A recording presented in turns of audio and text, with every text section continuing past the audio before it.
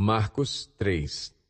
Noutra ocasião, ele entrou na sinagoga e estava ali um homem com uma das mãos atrofiada.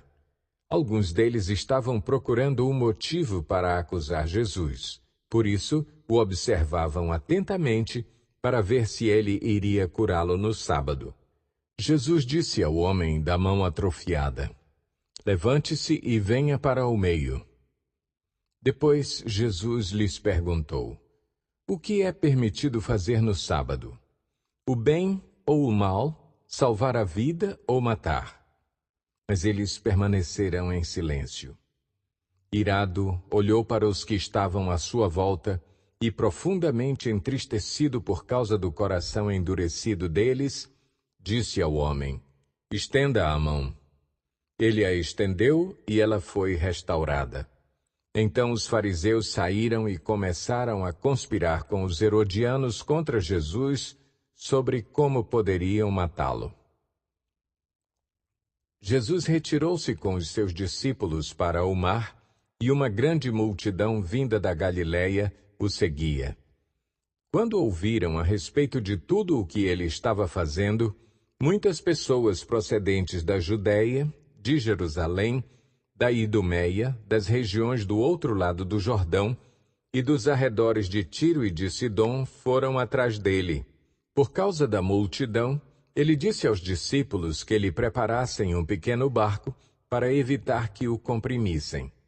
Pois ele havia curado a muitos, de modo que os que sofriam de doenças ficavam se empurrando para conseguir tocar nele. Sempre que os espíritos imundos o viam, prostravam-se diante dele e gritavam: "Tu és o Filho de Deus!" Mas ele lhes dava ordens severas para que não dissessem quem ele era. Jesus subiu a um monte e chamou a si aqueles que ele quis, os quais vieram para junto dele. Escolheu 12, designando-os apóstolos, para que estivessem com ele, os enviasse a pregar e tivessem autoridade para expulsar demônios.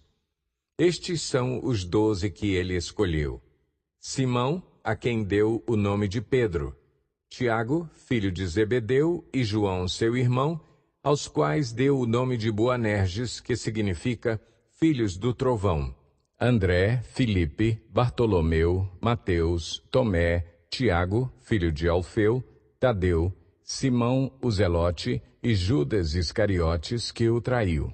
Então Jesus entrou numa casa e novamente reuniu-se ali uma multidão, de modo que ele e os seus discípulos não conseguiam nem comer.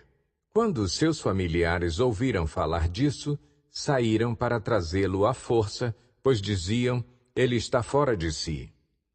E os mestres da lei que haviam descido de Jerusalém diziam: "Ele está com Belzebu, pelo príncipe dos demônios é que ele expulsa demônios."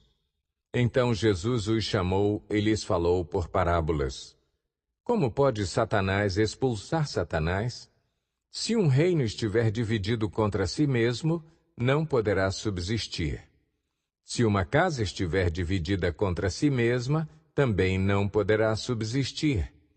E se Satanás se opuser a si mesmo e estiver dividido, não poderá subsistir. Chegou o seu fim.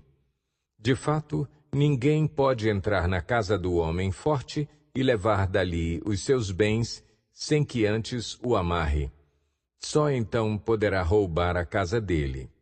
Eu lhes asseguro que todos os pecados e blasfêmias dos homens lhes serão perdoados, mas quem blasfemar contra o Espírito Santo nunca terá perdão. É culpado de pecado eterno. Jesus falou isso porque eles estavam dizendo: "Ele está com um espírito imundo." Então chegaram a mãe e os irmãos de Jesus. Ficando do lado de fora, mandaram alguém chamá-lo.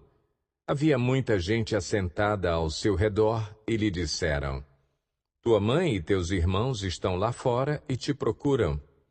"Quem é minha mãe e quem são meus irmãos?" perguntou ele. Então olhou para os que estavam assentados ao seu redor e disse: "Aqui estão minha mãe e meus irmãos. Quem faz a vontade de Deus, este é meu irmão, minha irmã e minha mãe."